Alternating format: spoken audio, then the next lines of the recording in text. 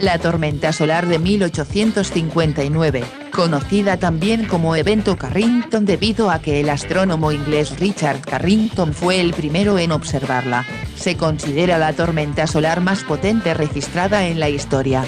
En el año 1859 se produjo una gran eyección de masa coronal o llamarada solar. A partir del 28 de agosto, se observaron auroras que llegaban hasta el norte de Colombia. El pico de intensidad fue el 1 y 2 de septiembre, y provocó el fallo de los sistemas de telégrafo en toda Europa y América del Norte. Los primeros indicios de este incidente se detectaron a partir del 28 de agosto de 1859 cuando por toda Norteamérica se vieron auroras boreales. Se vieron intensas cortinas de luz, desde Maine hasta Florida. Incluso en Cuba los capitanes de barco registraron en los cuadernos de bitácora la aparición de luces cobrizas cerca del cenit. En aquella época los cables del telégrafo, invento que había empezado a funcionar en 1843 en los Estados Unidos, sufrieron cortes y cortocircuitos que provocaron numerosos incendios, tanto en Europa como en Norteamérica. Se observaron auroras en zonas de latitud media, como en Madrid o Roma, a 40 y 41 grados en el hemisferio norte, o en Santiago de Chile y Concepción, a 33 y 36 grados en el hemisferio sur, e incluso en zonas de baja latitud, como La Habana, las Islas Hawái, la ciudad de Montería, latitud 8 grados elevados a la 45ª potencia N, en Colombia. Fue la interacción más violenta que nunca se ha registrado entre la actividad solar y la Tierra. La acción del viento solar sobre la Tierra el año 1859 fue, con diferencia, la más intensa de la que se tiene constancia. El día 28 de agosto aparecieron numerosas manchas solares, y entre los días 28 de agosto y 2 de septiembre se declararon numerosas áreas con llamaradas. El 1 de septiembre el Sol emitió una inmensa llamarada. Solo 17 horas y 40 minutos después, la eyección llegó a la Tierra con partículas de carga magnética muy intensas. El campo magnético terrestre se deformó completamente, y esto permitió la entrada de partículas solares hasta la alta atmósfera, donde provocaron extensas auroras boreales e interrupciones en las redes de telégrafo, que entonces estaba todavía muy poco desarrollado. Manchas solares del 1 de septiembre de 1859, esbozado por R. C. Carrington. A y B marcan las posiciones iniciales de un evento intensamente brillante, que se movió en el transcurso de 5 minutos a C y D antes de desaparecer. A veces, se habla de la llamarada de Carrington debido a que este científico hacía unos bocetos de un grupo de manchas solares el jueves 1 de septiembre debido a la dimensión de las regiones oscuras, cuando, a las 11:18, se dio cuenta de un intenso estallido de luz blanca que parecía salir de 2 puntos del grupo de manchas. Quiso compartir el espectáculo con alguien pero no había nadie más en el observatorio. 17 horas más tarde una segunda oleada de auroras boreales convirtió la noche en día en toda Norteamérica hasta Colombia. Algunos ejemplos ilustran la magnitud de este hecho. Se podía leer el periódico bajo la luz entre roja y verdosa de las auroras, mientras que los mineros buscadores de oro de las montañas rocosas se levantaron y desayunaron de madrugada, creyendo que el sol salía detrás de una cortina de nubes. A la sazón había muy pocos aparatos eléctricos, pero los pocos que había dejaron de funcionar. Por ejemplo, los sistemas telegráficos dejaron de funcionar en Europa y Norteamérica. Si la tormenta de Carrington no tuvo consecuencias brutales fue debido a que nuestra civilización tecnológica todavía estaba en sus inicios.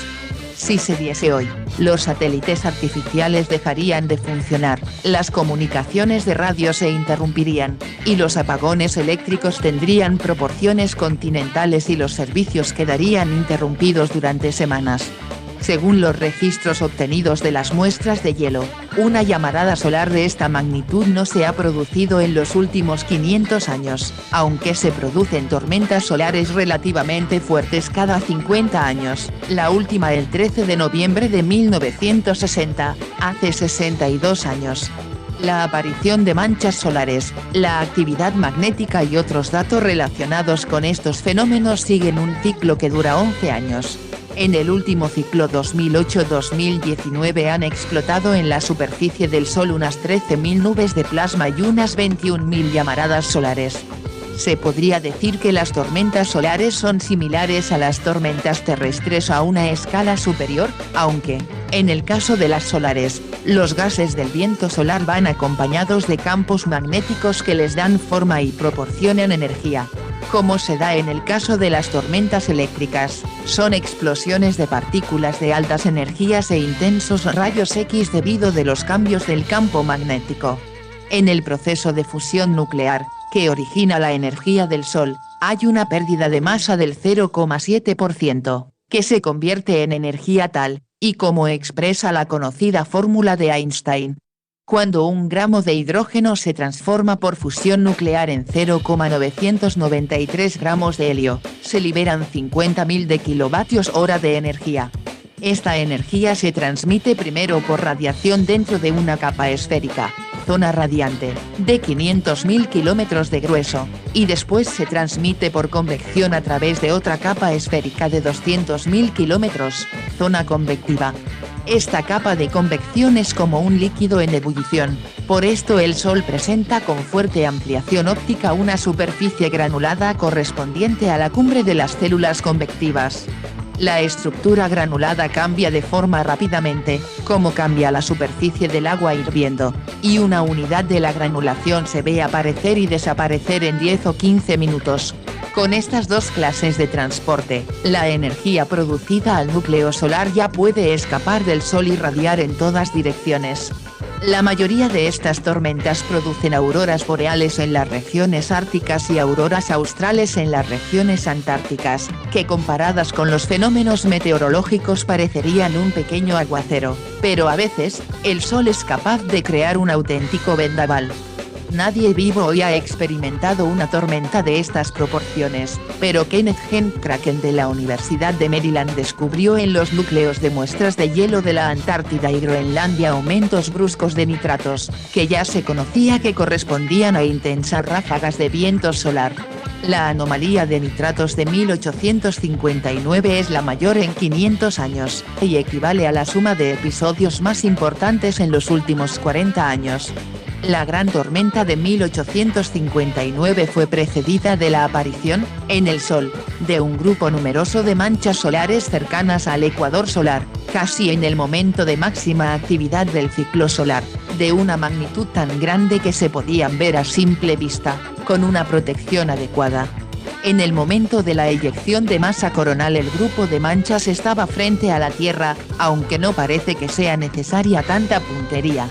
Cuando la materia coronal llega a la órbita terrestre abarca una extensión de 50 millones de kilómetros, miles de veces la dimensión de la Tierra. La intensa llamarada de 1859 liberó dos eyecciones de materia coronal, la primera tardó entre 40 y 60 horas en llegar a la Tierra, tiempo habitual, mientras la segunda, liberada por el Sol antes de que se llenase el vacío dejado por la primera, solamente tardó unas 17 horas en llegar a la Tierra. La primera eyección iba acompañada de un intenso campo magnético helicoidal, según los datos de los magnetómetros de la época. Esta primera etapa quedó registrada en los magnetómetros de superficie como un inicio brusco de actividad, pero no tuvo otros efectos. Al principio apuntaba al norte, pero después de 15 horas en lugar de reforzar el campo terrestre se oponía al campo mencionado. Esta oposición liberó gran cantidad de energía, que comenzó a interrumpir las comunicaciones telegráficas y formar auroras boreales, hasta pasados 1 o 2 días, en que, una vez que el plasma pasó más allá de la Tierra, dejó que el campo magnético de la Tierra volviese a la normalidad.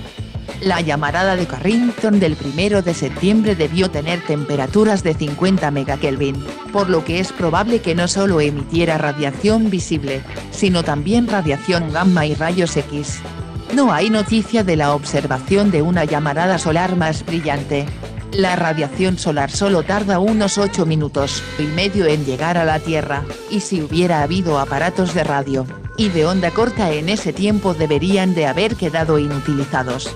La energía de los rayos X calentaron la atmósfera alta de la Tierra, lo que produjo su expansión entre decenas y cientos de kilómetros.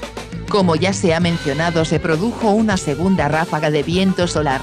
En el momento del impacto con la Tierra de esta segunda llamarada, el campo magnético del plasma apuntaba hacia el sur, con lo que el caos geomagnético no tardó en manifestarse. La magnetosfera terrestre, que suele estar a unos 60.000 de kilómetros de la Tierra, fue comprimido hasta llegar a unos 7.000, hasta alcanzar, quizá, la estratosfera. Cuando el cinturón de radiación de Van Allen desapareció temporalmente, gran cantidad de protones y electrones se descargaron hacia la atmósfera, lo que podría haber sido la causa de las auroras boreales observadas. La llamarada solar y la fuerte eyección de materia coronal aceleraron los protones hasta energías de 30 millones de electronvoltios, si no aún mayores, lo que hizo que estas partículas entrasen, en el Ártico, hasta unos 50 kilómetros de la superficie terrestre, y que estas partículas depositasen una cantidad extra de energía en la ionosfera que, según Brian C. Thomas de la Universidad de Washburn, desencadenó una reducción del ozono estratosférico de un 5%, y que tardó unos 4 años para recuperar lo que se había perdido. Una gran lluvia de neutrones pudo abarcar la superficie de la Tierra, pero, debido a que en aquel tiempo no había detectores, no se pudo registrar, y parece no tuvo consecuencias para la salud. Mientras las auroras se extendían desde las latitudes altas, que les son propias, hasta otras más bajas, las corrientes eléctricas de la ionosfera, y de las mismas auroras indujeron corrientes intensas a través de los continentes, las que entraron en los circuitos de telégrafo, llegaron a quemar algunas estaciones y produjeron electrocuciones. Una tormenta solar de esta magnitud tendría graves consecuencias para la civilización actual. Los rayos cósmicos erosionan los paneles solares de los satélites artificiales y reducen su capacidad para generar electricidad. Muchos satélites de comunicaciones, por ejemplo la Anique 1, y la E2 en 1994 y Telstar 401 de 1997, han resultado dañados por este motivo. Un caso un poco diferente se debe a la expansión de la atmósfera por los rayos X que produjo daños al ASCO japonés el 14 de julio de 2000. Los satélites artificiales han sido diseñados específicamente para evitar las calamidades del clima espacial, pero las redes eléctricas son incluso más frágiles. Los grandes transformadores están conectados a tierra y, por tanto, pueden ser susceptibles de ser dañados por las corrientes continuas inducidas por las perturbaciones geomagnéticas, y aunque los transformadores evitasen la destrucción de los núcleos magnéticos, se podrían cargar durante la mitad del ciclo de corriente alterna, lo que distorsionaría la forma de las ondas de 50 o 60 Hz. Para 1859 apenas se habían cumplido 15 años de la invención del telégrafo. La infraestructura eléctrica estaba realmente en su infancia en los países desarrollados, y prácticamente no existía en el resto del mundo. La tormenta solar de 1994 causó errores en 2 satélites de comunicaciones, afectando a los periódicos, las redes de televisión y el servicio de radio en Canadá. Otras tormentas han afectado sistemas desde servicios móviles y señales de televisión hasta sistemas GPS y redes de electricidad. En marzo de 1989, una tormenta solar mucho menos intensa que la perfecta tormenta espacial de 1859 provocó que la planta hidroeléctrica de Quebec, Canadá, se detuviera durante más de 9 horas. Los daños y la pérdida de ingresos resultantes se estiman en cientos de millones de dólares.